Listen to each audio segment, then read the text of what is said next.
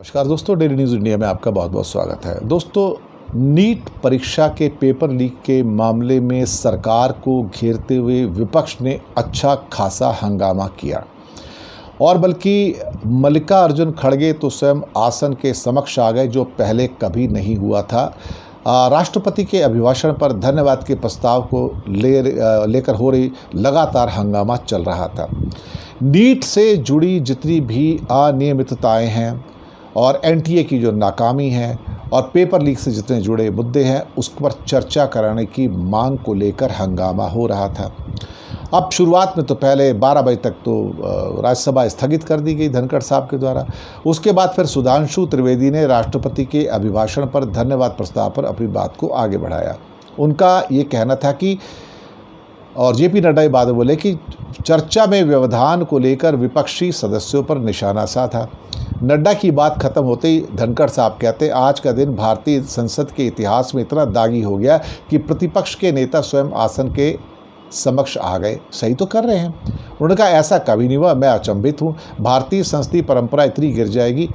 धनखड़ साहब, आपको तब नहीं मालूम पड़ा था जब पिछली बार आपने बहुत सारे सदस्यों को निलंबित कर दिया था? आपको शायद ध्यान नहीं होगा। आप उपराष्ट्रपति तो नाम के सर, मैं तो क्या कहूँ, मैं तो, लोग कहते हैं ना आप सम्मानीय, मैं तो सम्मानीय भी नहीं कहना पसंद करता आपको, क्योंकि आप सम्मान के लायक हो नहीं।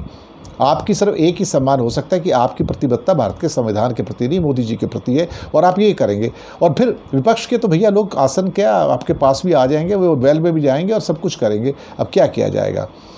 मुझे लगता है कि जो भी होगा वो ठीक ठाक होगा, क्योंकि इस बार हीट महसूस की जा रही है, संसद के अंदर हीट महसूस की जा रही है कि जिस ढंग से सशक्त विपक्ष आया, तो उसकी वजह से चाहे वो धनखड़ साहब हों या ओम बिरला हो, रैटल्ड नज़र आ रहे हैं, मोदी भी रैटल्ड नज़र आ रहे हैं कि भाई इतने सारे लोग हैं, तो क्या इतने सारे लोगों को निलंबित किया जा सकता है?